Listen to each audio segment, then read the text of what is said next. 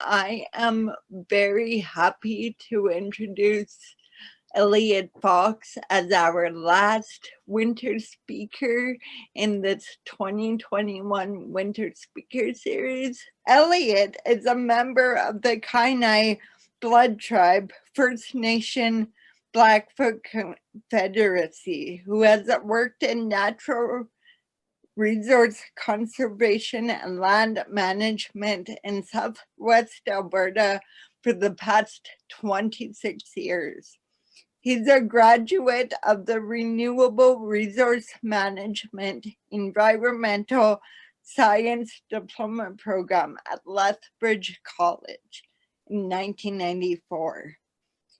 In addition to working as a consultant, Elliot has worked with Parks Canada, at Waterton Lakes, Alberta Fish and Wildlife, and the Earthwatch Institute as a fish, wildlife, forestry, and rangeland technician, as well as the Blood Tribe and Piikani as a land manager.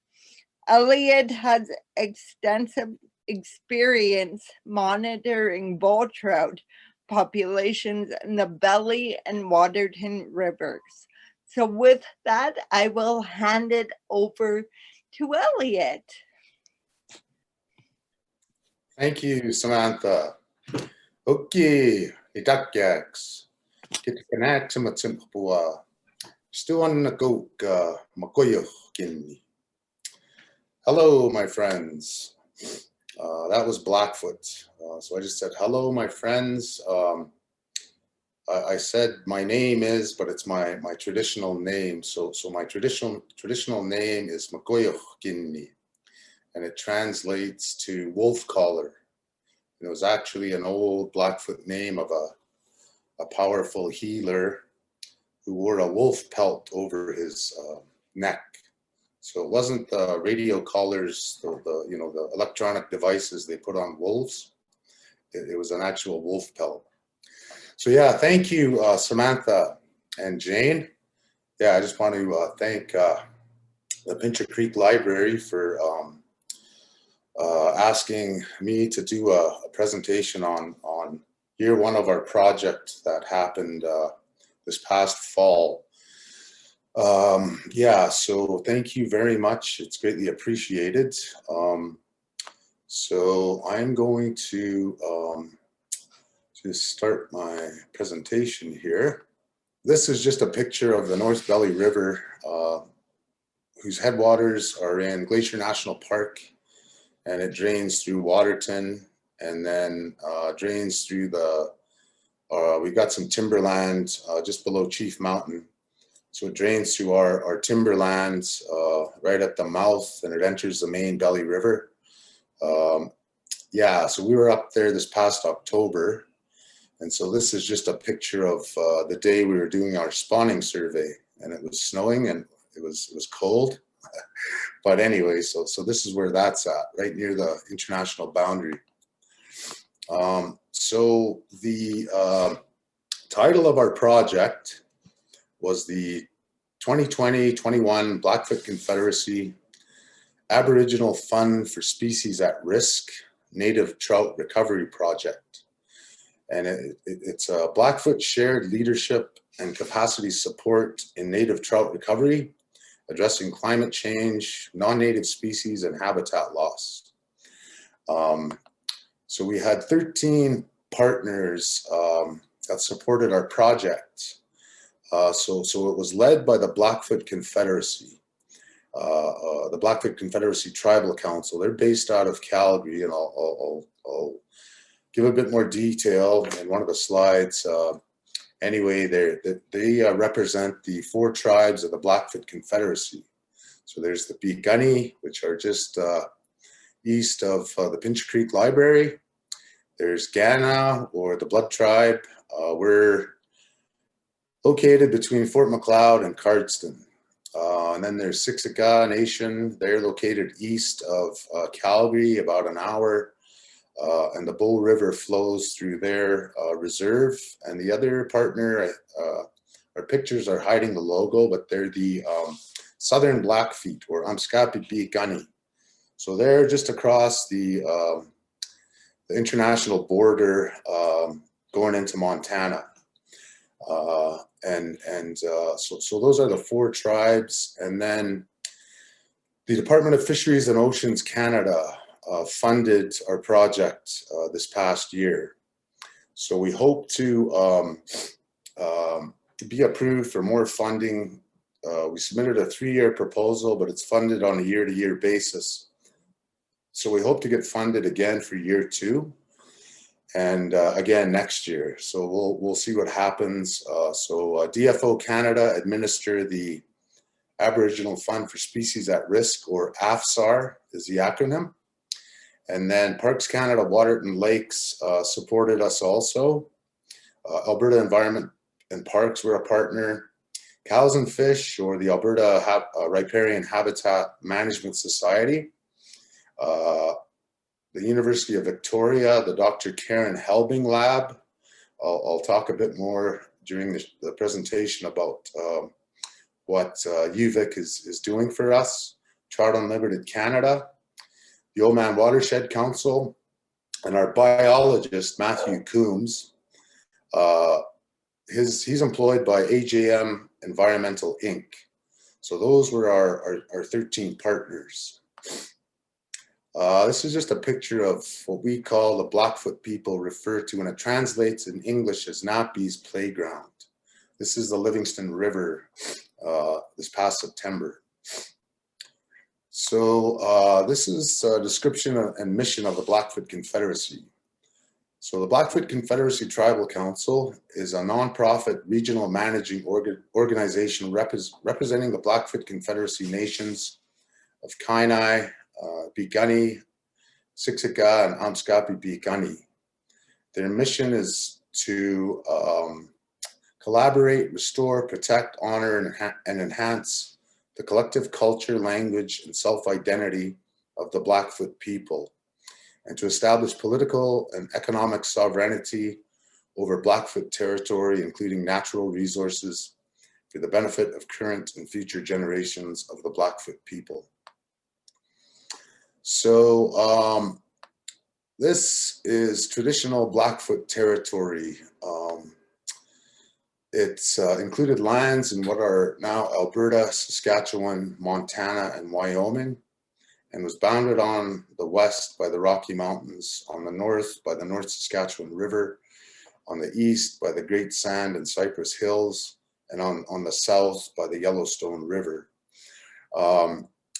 I borrowed this map from Paulette Fox, who did her master's thesis on traditional Blackfoot sites in the territory. So she delineated the territory based on interviews with our elders, place names, and documentation from early explorers.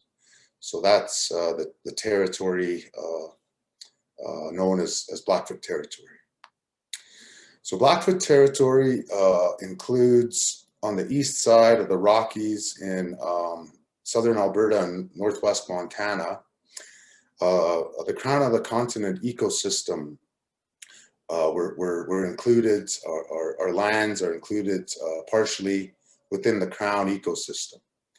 And that's a multi-agency partnership that I guess the main objective of the Crown managers is to try to sustain what's left of the wildlands in the Crown of the Continent. It's also called the Water Tower of North America. So a lot of the water that drains out into Hudson Bay, the Pacific Ocean, and the Gulf of Mexico is sourced by the Crown of the Continent. So it's a very significant area. This is just a zoomed in map. It's kind of hard to see the Crown boundary. It's this green shaded area. And so our study area falls just, I guess, south of, let's try to see what highway that is. I think that's Nansen. and then out east, just to Pincher Creek, just south of Lethbridge, and down into Browning, Shodo, and back up to the Rockies. So that's kind of, our study area was in the Oldman, and also we did a bit of work in the Bow River, but I'll talk about that later on. So again, this is Nappy's Playgrounds, the Livingston River last September. So I'm just gonna give a description of the Canada Aboriginal Fund for Species at Risk. So the Government of Canada is transforming its approach to species at risk conservation. I just can't read some of those words. Anyway, shifting to ecosystem-based multi-species initiative. This approach includes providing support for the protection and recovery of aquatic and terrestrial species at risk. Fisheries and Oceans Canada is responsible for aquatic species at risk and supports stewardship of these species through various programs, including the Aboriginal Fund for Species at Risk, or AFSAR. It was established in 2004. AFSAR program facilitates active participation by Indigenous communities in the implementation of the Species at Risk Act, or SARA. It invests in organizational capacity, encourages activities that conserve and or recover species at risk, SAR, and supports community-led documentation and management of Indigenous knowledge. The objectives of the AFSAR aquatic program are to promote the conservation and recovery of aquatic species at risk in their habitats, and to support the engagement and participation of Indigenous people in Species at Risk stewardship and Species at Risk Act implementation. So that's who AFSAR is. And this again is Nappy's Playground in the Upper Oldman last September. The Native Trout Recovery Project objectives. So the objective was to hire one field tech from each Blackfoot nation, but due to this pandemic, the Blackfeet tribe in Montana was unable to participate in the field activities due to the border issues. So what we did was we hired one technician from the Kainai, or Blood tribe. That was Alvin First Rider. There was two techs from the Piikani Nation. That was Brent and Blair Little Mustache. And we had one tech from Siksika, and that was Lance Breaker. So our objectives were to conduct eDNA sampling in various tributaries of the Oldman and Bow River watersheds to determine the presence or absence of cutthroat and bull trout and other introduced species. And so the Oldman, the headwaters and the tributaries of the Oldman, starting from the south, is the St. Mary, and that originates in Glacier National Park and flows through the Blackfeet Reservation and on into Alberta, and it's the eastern boundary of the current Blood Reserve. The Belly River, again, originates in Glacier National Park, drains through Waterton, our Blood Timber Limits, into the province, and it's the western boundary of the Blood Reserve. And the Waterton River joins the Belly River just north of Standoff, Alberta. And then there's the Castle and the Crow's Nest and the Upper Oldman, which all drain into the main Oldman that flows through the Piikani Reserve. And that serves also as the northern boundary of the Blood Reserve. And the Bow River originates in Banff, flows into the province through the city of Calgary, and flows through the Siksika Nation east of Calgary. So that's sort of the reason we chose those two watersheds. So our other objective was to install 30 water temperature loggers in various tributaries of the Oldman and the Bow, to conduct stream habitat assessments and work with various government and non-government agencies to restore stream habitat that's been negatively affected by human developments, to conduct cutthroat and bull trout red surveys in various tributaries of the Oldman and Bow watersheds, to confirm cutthroat and bull trout spawning activity. However, Due to the pandemic, the start of the project was delayed until mid-August, and as a result, cutthroat trout spawning bed surveys weren't conducted. So a RED, R-E-D-D, is a spawning bed. Yeah, and cutthroat are spring spawners. So the best time to go do the spawning bed surveys is like June or July, but we didn't get started till August. And the final objective is to interview elders from each of the 4 Blackfoot nations to document traditional ecological knowledge regarding the significance of native trout, water, and Blackfoot place names in traditional Blackfoot territory. So those were our objectives. So we finally got permission to conduct our training for the project. So that happened August 12th and 13th in the Oldman River Group Camp in the Upper Oldman. So the training course was held in the headwaters of the Oldman River, and the course was opened by William Big Bull. William's an elder of the Piikani Nation, who gave a blessing and informed our knowledge that is inherent in everything: the hills, mountains, water, fish, and animals. Our training covered the importance of the headwaters as source water areas, riparian vegetation function to maintain water quality and fish habitat, original and current range of native trout in the Blackfoot territory, fish identification and differences between native and non-native trout, spawning behavior and red counts or nest counts, introduction to habitat disturbance and restoration, whirling disease in Blackfoot territory, its impacts on trout, testing and decontamination. Stream temperature is an important variable for trout and how it is monitored. Environmental DNA or eDNA, what it is, there was a demonstration and training in how to collect it. So this is the group camp. This is William Big Bull. Here's a couple of our techs, myself, and then we're just on a break outside, just visiting, I guess. So our project fieldwork and data collection, a total of 19 days was spent in the field from July 1st to November 3rd. This included 6 days collecting environmental DNA, 5 days installing stream temperature data loggers, 9 days of spawning surveys, 4 days of habitat restoration,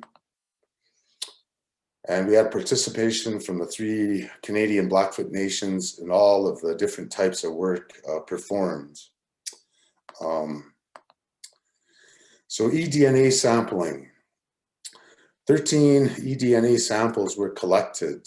There was 5 in the St. Mary, 7 in the Oldman, 1 in the Bow, taken on Evan Thomas Creek near the Kananaskis Lodge, which the Siksika Nation has part ownership of.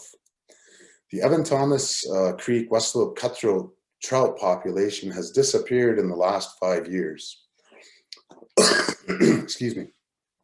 And eDNA is being used to see if any cutthroat trout are left.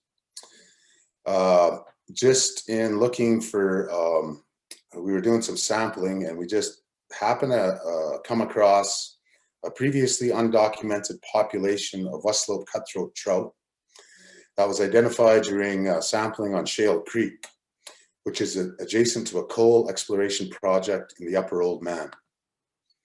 More eDNA results will be reported when the samples are analyzed over the winter. And we partnered with Dr. Karen Helbing's lab at the University of Victoria. So it's really cutting edge technology. So what we did was, and you'll actually, I'll just show those now. So here's some of our crew collecting the water samples. And then once you collect the water samples, you filter them through this filtering device. And once the filtering is done, there's a little paper filter, a little bigger than a toonie. So our techs had to be very careful not to contaminate the filters with human DNA. And so we pop them into a little paper envelope, seal them, and label them. And so Dr. Helbing is processing the data. So once we get that back, that'll tell us what types of fish are in those streams where we collected the water. So, you know, pretty amazing stuff and really non-invasive. So that's my first experience working with eDNA. So really, really interesting stuff. Habitat restoration was conducted on 4 streams, 2 streams in the OLDMAN River, upstream of the Piikani Nation on Dutch Creek and Beaver Creek, 2 streams in the Bow, upstream of the Siksika Nation in Sylvester Creek and Waiparous Creek. And the training involved hands-on training by an expert in the field, Dave Polster. Yeah, I was able to attend that, and man, Dave is just he's a world-renowned expert, and it was really, really cool to hear Dave and for him to show us some of his methods. It involved a variety of bioengineering techniques using live willow stakes. So we worked with the OLDMAN Watershed Council and Cows and Fish. So we all attended the training and did the work over a couple of days. So this is us doing habitat restoration on Dutch Creek. And so here's our crew in the bottom left picture. So you can see these little stakes on the lower left. So those are willow stakes, and you can see the stream crossing. So it's really been degraded over the years from cattle, off-highway vehicles, people just randomly camping there, and it degrades the water quality. So the hope is that these willows will grow over the next few years to stabilize the bank and ensure that the water stays clean. This is our facilitator, Sophie Forstrom from Cows and Fish out of Lethbridge. So that's one of the days we were out doing the stream habitat restoration. Spawning surveys were conducted by counting reds, the nests the fish build. Total of 8 streams were surveyed. The North Belly River upstream of the Blood Timber Limit. And it's in Glacier and Waterton Park, right near the international boundary. So like I keep in contact, I've kept in contact with Waterton over the years. I did 5 years of research with a crew in the North Belly. And what we found at the time, it was 1995 to 2000. And after it was supposed to be a 1-year pilot. It was a multi-agency partnership with Glacier National Park, the US Park Service, Parks Canada, Waterton, the Alberta Conservation Association, Alberta Fish and Wildlife, and the Blood Tribe. And so our project was so successful after year 1, it turned out to get funded for 5 years. So what we found at the end of the 5 years in the Belly River in the North Belly was that was the healthiest river or fluvial population of bull trout in southwest Alberta, south of Banff. So that was really good, and we investigated the Waterton River, and the numbers were very low, which, you know, wasn't good, but at least they're still there. So over the years, I've been keeping in contact with Waterton, and over the past, I think 4 or 5 years prior to this past fall, there was 0 spawning beds. So we found, I believe it was right around 20 bull trout spawning beds. So, you know, that was really really good to. But I think since the mid-90s, I'm pretty sure the Mill Creek population is the healthiest in southwest Alberta. Anyway, that was our survey, excuse me, on the North Belly. We surveyed seven streams that flow into the Oldman upstream of the Piikani Nation. That was Hidden Creek, Dutch Creek, the Upper Oldman, the Livingston River, Daisy Creek, and Racehorse Creek. Spawning was observed and confirmed for both West Slope trout and bull trout. Yeah, so we visited Daisy Creek, which hadn't been surveyed, I think, since 2010. And we were able to find bull trout, so they're still there. And at the headwaters of Daisy Creek is one of the proposed coal mine developments, so it'll definitely impact those bull trout in Daisy Creek. And Matthew and I, on July 1st, prior to the start of the project, we traveled to the Porcupine Hills and confirmed cutthroat spawning in Beaver Creek. And I didn't know it at the time, but Matthew informed me that the Beaver Creek cutthroat population is the purest cutthroat population left in Alberta. So they're hanging on. And where we saw them spawning was just upstream of a really degraded stream crossing. So they're hanging on, but it's you know, there's got to be a lot of work done to be able to ensure that they continue spawning there. So this is pictures of our spawning survey. So here's one of our techs measuring the spawning bed. We measure the width, the depth, and the length. And one of our techs GPSs the red. And our other tech, this is Matthew Coombs, our biologist. He records all the data onto the data sheet. And this is an actual spawning bed in the lower left. So what the bull trout do is they'll find the area, and they're very similar to salmon. They migrate back upstream to where they were born, their natal stream.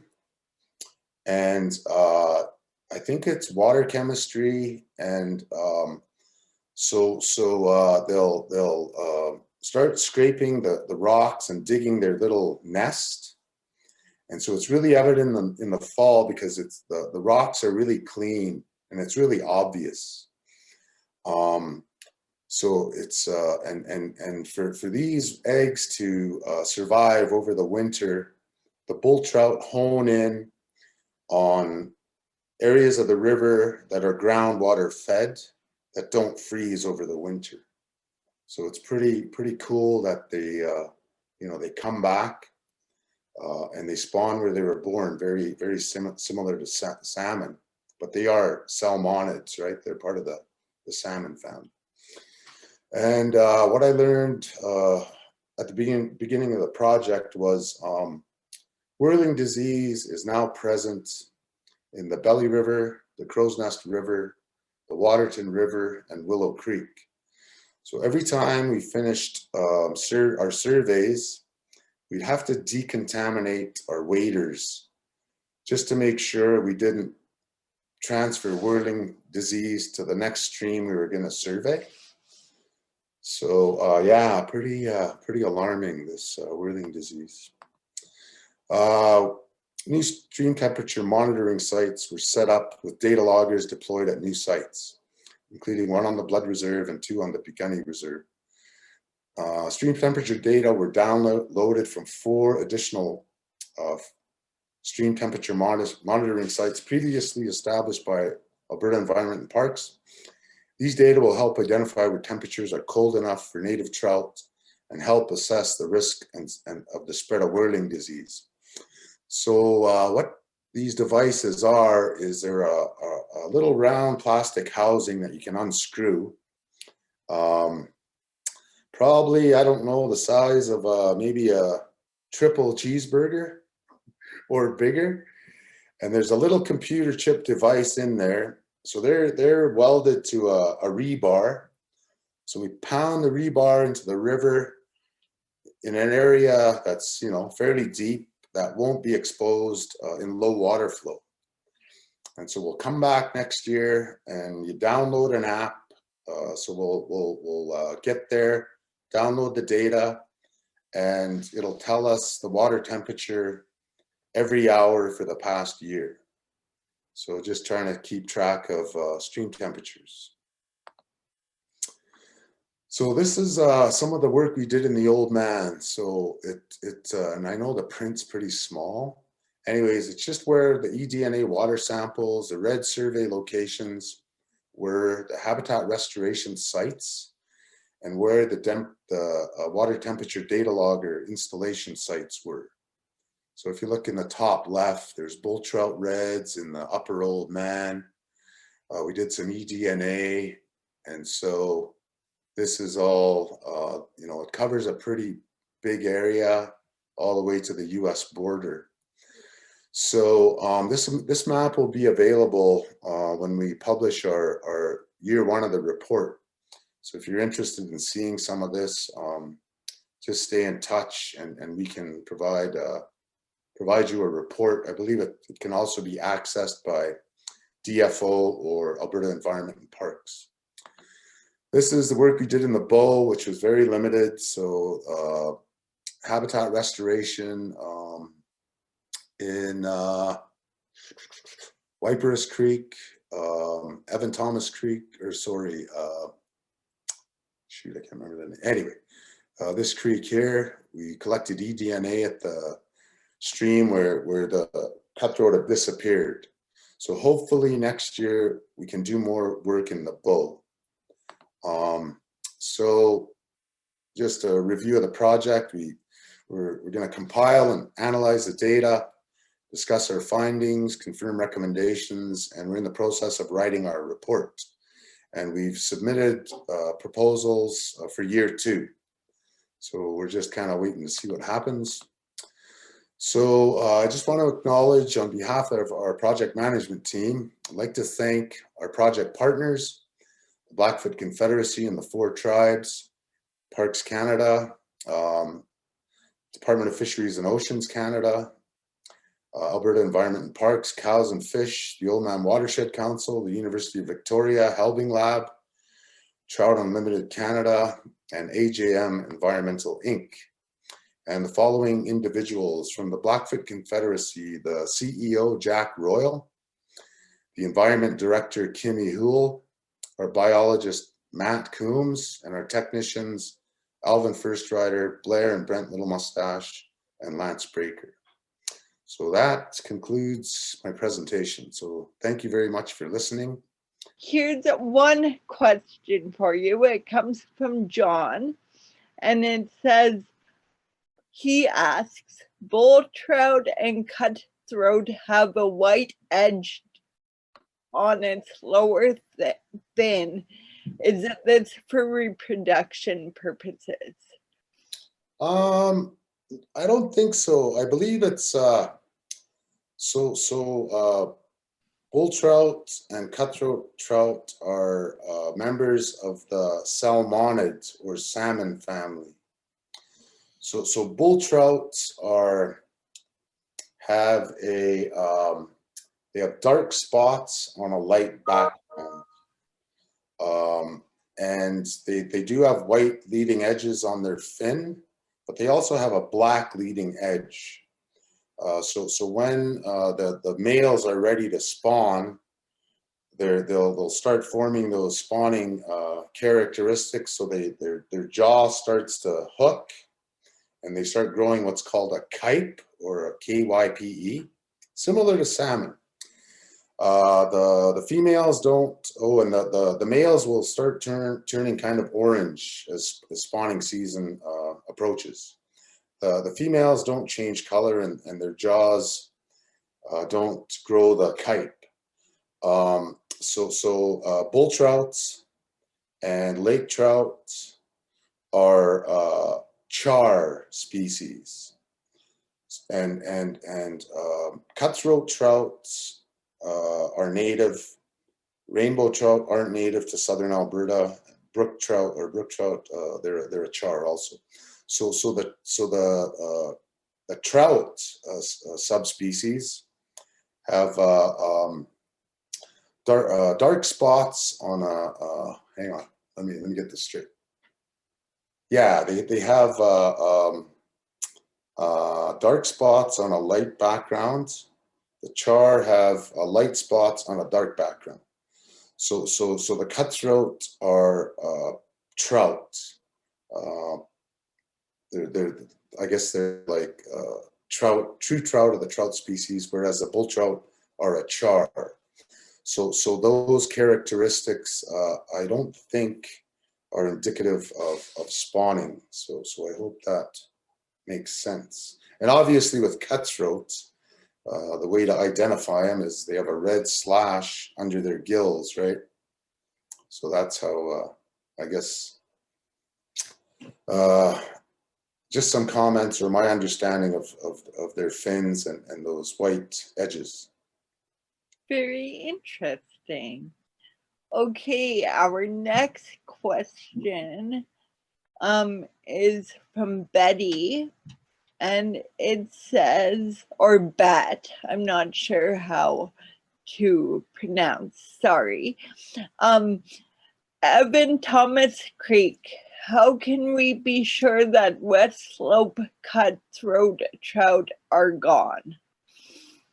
Good question. Well, you know, hopefully when we get the eDNA sample back, we'll get good news and it'll tell us there's still cutthroat in here, I guess. And if, you know, it would be bad news for those of us who support native fish and healthy landscapes. It'll be bad news if they tell us they're not there anymore.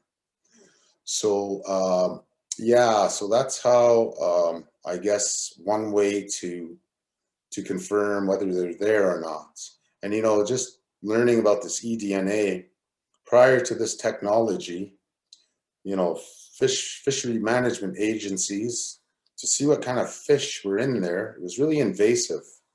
So they'd either go and do angling surveys, or they could do just observations walking the creek to see if they could see the fish, or they would electroshock them, which is, you know, pretty traumatic. So you walk in the river with a backpack, and you electrify the backpack that's in the water. There's an anode and a cathode, and there's a button. Push the button, and it sends out an electrical shock through the water, and the fish that are in there get stunned momentarily, and they float to the top, and you take them out of the net, and then you identify them. And then there's on bigger rivers, they have boat electro shockers. So it's a lot more less invasive, and so I think it's a lot better. I agree. That sounds a lot better. That sounds really intense. So Monica says, interesting data collected by your team. Well done. What data did you collect from the Daisy Creek? We had 2 teams that day.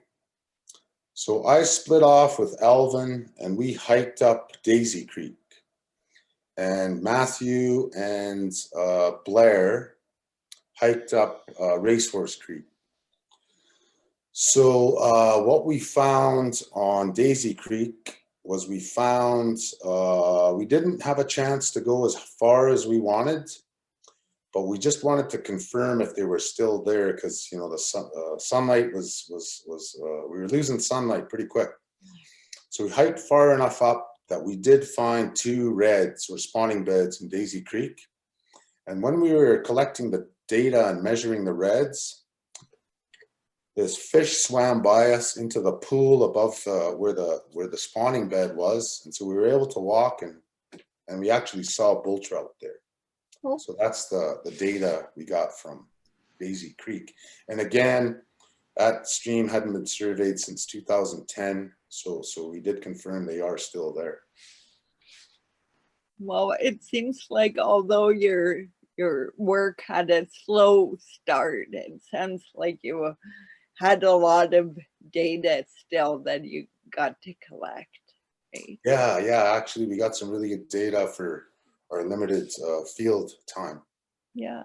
That's awesome. So the next comment comes from Bob, and he says, are you looking for any volunteer help up in the OLDMAN area? I live nearby and am available with great willingness to help.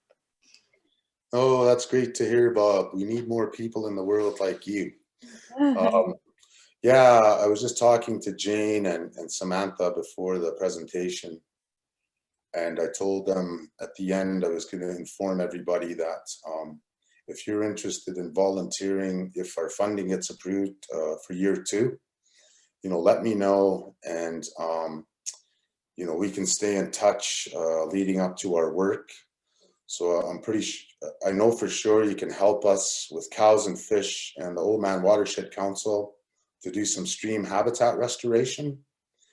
And I'll check with our project manager to see if you're able to join us on some of the other surveys we do, like installing water temperature loggers, doing red surveys, and collecting more eDNA. Yeah, so we're certainly open to that.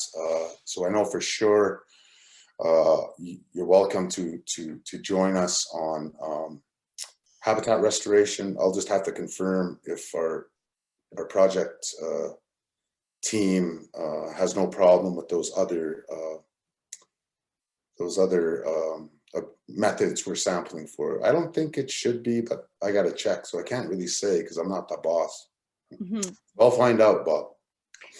So Elliot, if anyone is interested in helping or learning more about your project, what would be the best way to get in touch with you? Would it be through email, or is there a website that's better, or how would you like them to do that? Yeah, like you can give them my email address, Samantha. Okay. I think that would be the best way. And I'm just looking at the chat, and there's a question here. It says, does the testing identify contaminants such as selenium? No, they don't. We're not doing, water chemistry tests. So no, none of our work at this point involves identifying selenium. Okay. There's another question here. When do you hope to hear about year 2 funding? For the DFO AFSAR program, we usually hear late March, early April, so hopefully in the next month or so. And we submitted for another proposal through the Canadian Mountain Network. And so I believe they're going to decide in May, or April or May. So hopefully in the next couple months, because we'd like to be able to start earlier this year, pending this pandemic and all the restrictions, because we want to get up to those streams where cutthroat are. So we need to start in mid to late June and early July to catch that window for cutthroat, and then continue on into summer and fall with those other the other objectives like eDNA, data temperature installation, water logger temperature installation, and bull trout red surveys. So hopefully, we'll find out before June, and we can get out there and do some cutthroat red surveys. Awesome. Okay, I'm just typing in Elliot's email address in the chat box for anybody who wants to copy it down. Elliot, I put the right email, right? Does that look right? Oh, I put 2 T's. That's my bad, guys. I spelled his name wrong. Here we go. 22. Yep, that's the right email, Samantha. Is it? Yep. Oh yeah, you're right. Okay, my eyes aren't working apparently. Yeah, so Chinook Arch, Jane has put the correct email. I spelled his name wrong, so ignore mine, but follow Chinook Arch's. I made a typo there. So I think I missed another question here. Yes. Cody says, oh no, you answered that. That's the question about selenium. Okay. So far, there's not any more questions. If anyone does have another question for Elliot, please feel free to put it down in the chat box. I will take this moment in time to thank Jane from Chinook Arch for being here. She has been amazing to be here for all of our presentations, helping us with the technical end of our series. And without her and Chinook Arch, I don't know what this would have turned into. So thank you so much for your support. Samantha. Yes. Maybe before we close, I just want to thank everybody for their interest in the winter series and my presentation. Yeah. But although it was led by the Blackfoot Confederacy, I mean we all live in this part of the country. Like I said, the crown is the water tower of North America. Mm-hmm. We all depend on this water. The fish, the plants, the animals, we all need water to live. So, we really need to, I guess, work to ensure that we sustain our clean water in this part of the country, for our children, our grandchildren, and our future generations. So I really appreciate everybody's support, and hopefully we can continue to ensure that those species remain here for the future. Yes, I hope so too. And thank you for spreading the knowledge. That is great. We do have another comment and question from Angie, if you have time. Yeah, I am not in a rush. You're not in a rush? That's good. Have you incorporated ceremonies or prayer into your project? I have read various experiments on water, fish, and plants responding on vibrational energy associated with prayer, and think that it is an interesting approach to healing the land. Yes. So from day one, when we started the project for the training, Elder William Big Bull attended and made some opening remarks. So before he did that, he offered a prayer, and at every site and every day we went to do whatever we were going to do, we leave an offering of tobacco in the ground just to give thanks to our Creator for allowing us to be there.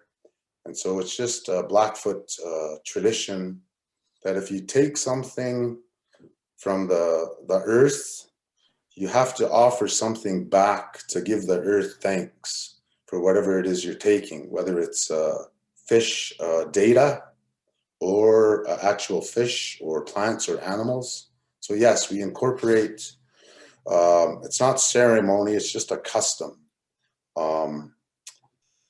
Every day we're out there in the field. So yeah, we incorporate those customs. Very interesting.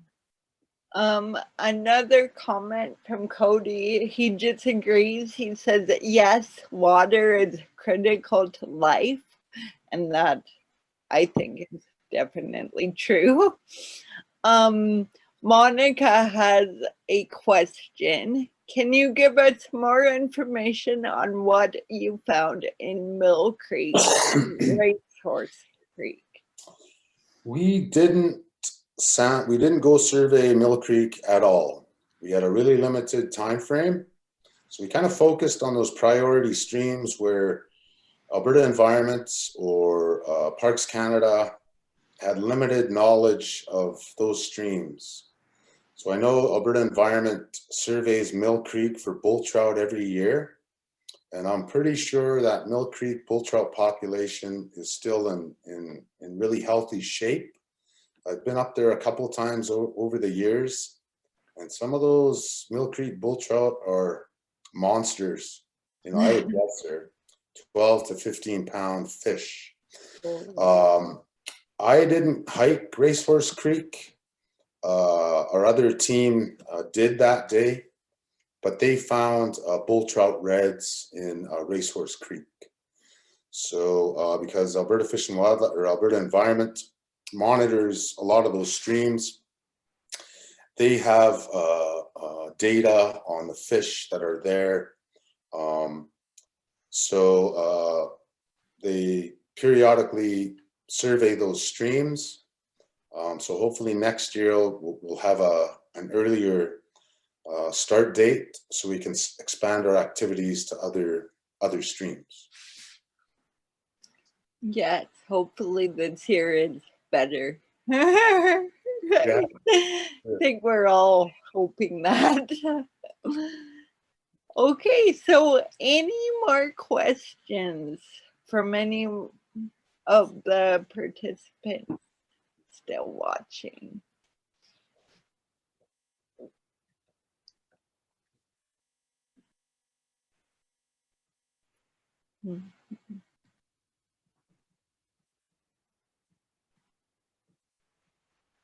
I give you kudos because in high school I took like a fish tie flying course, and one of the exams was we had to know like a number of fish by just like what they looked like, and I have to say it is so hard. I found it so hard to identify fish. It is, you know, it is very hard. And even some of these experts, they see a fish and sometimes you really gotta have a close look because I've seen biologists make a mistake. So it is really tricky. Alberta Environment has some really good information on their website on fish ID in Alberta. So just quickly, like the native trout in southern Alberta are cutthroat, bull trout, and lake trout. Rainbow trout are introduced, brook trout are introduced, and brown trout are introduced. So they're non-native species. And there's a rainbow trout species in northern Alberta that lives in the Athabasca. And trying to remember what they're called. Anyway, they don't get very big. So they're the only native trout that exists in Alberta. Interesting. Oh, look, Jane just put the link to the Alberta Game and Fish Species Appendix. Gee, she's awesome. You're quick, Jane. So there you go.